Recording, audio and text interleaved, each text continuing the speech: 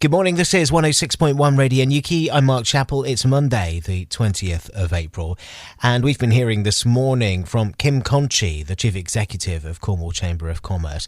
He's given us a bleak assessment of the impact the coronavirus crisis could have on small businesses across Cornwall, describing the situation as terrible. There's no point putting a gloss on this, or I will talk later about some solutions and what the recovery might look like, but the survey of Cornwall's businesses at the moment indicates that 92% are adversely impacted by the COVID-19 crisis. And that means that, we have got devastation across many sectors of the business landscape here in Cornwall. In the same survey, 15% of businesses who responded said they hadn't got reserves to last a week. A further 24% said they hadn't got reserves to last a month. And a further 18% said they hadn't got reserves to last for 3 months. So unless this government money gets into the right hands and goodness hopes has the desired effect, we are going to see absolute decimation of Cornwall's small business landscape over the coming months. So it's pretty torrid. There are winners. We probably are all aware in our life of sort of food delivery businesses. Those of us in business are using online conferencing and that sort of thing. So there are a few winners, and perhaps they give us an indication of how business is going to develop and in what ways the successful companies are going to look like in the 21st century.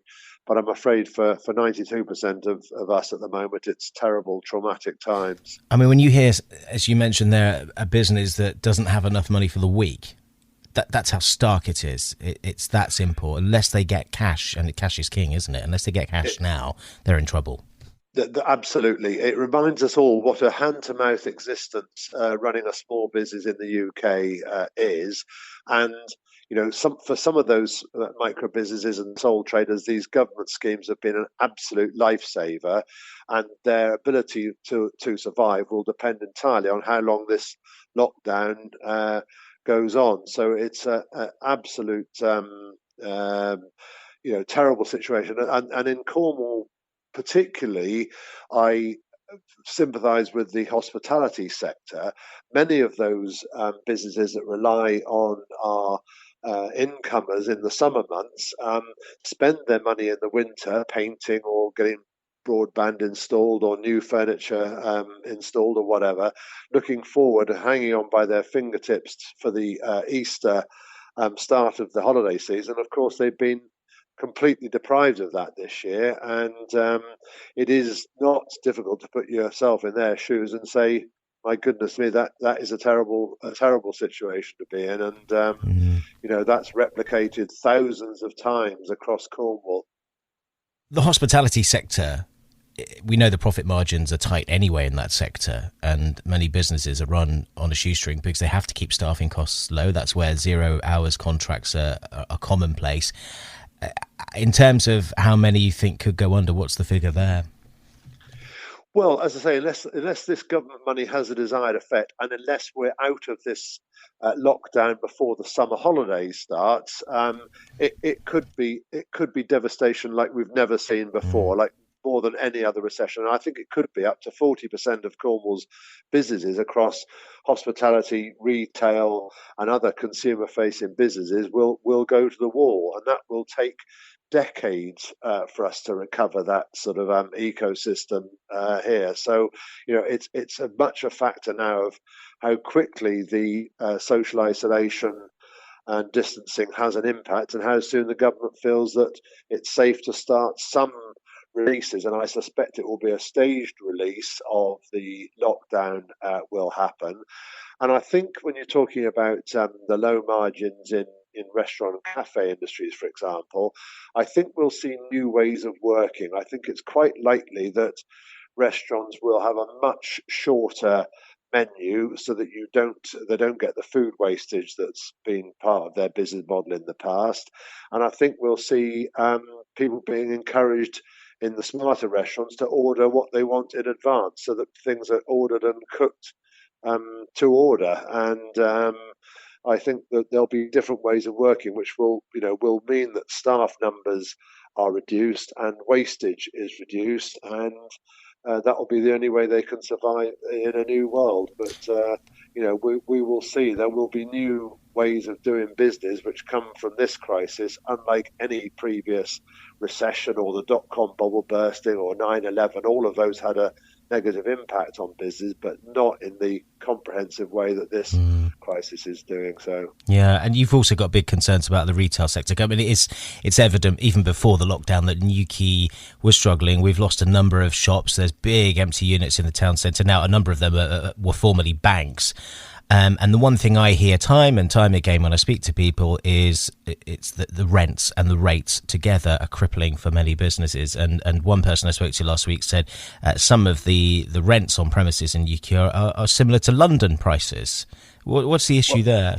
Well, that's a really interesting point you've raised, and it's a really complex one. So last year, even before this crisis, at the Chamber of Commerce, we were running a campaign called Reimagining Our Towns, because it was becoming clear already that businesses paying rates and rents on bricks and mortar premises were being hard done by compared with businesses trading digitally from an out of town warehouse or call centre or whatever it might be.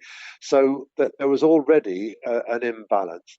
Now, rents in towns are high, traditionally high, because in the 19th and 20th century, it was assumed that we'd always continue shopping from shops in premises, and retail businesses were those that were able to afford the high rents.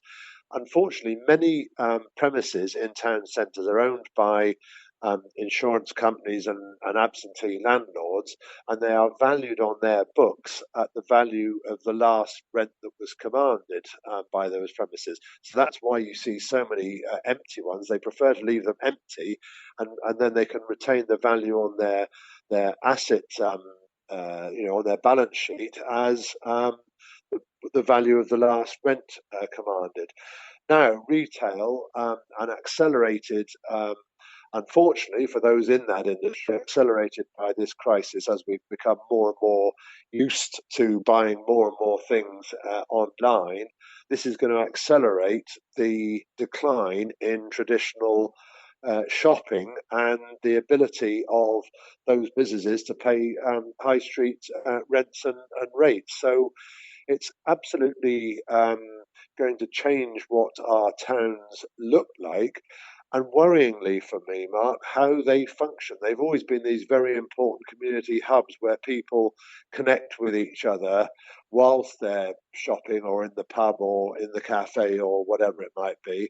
What are we going to do with these often architecturally interesting, beautifully designed buildings that make up our town centres? It's not like a children's toy which you can discard because you've used it. We've got them. They are here. They are going to have to be used for something. And I think that we are going to have to look very carefully, and there's going to have to be tax incentives and all sorts of government initiatives to get premises converted to dwellings, so people, like they did hundreds of years ago, move back into town centres and perhaps conduct their small business from beneath their living quarters.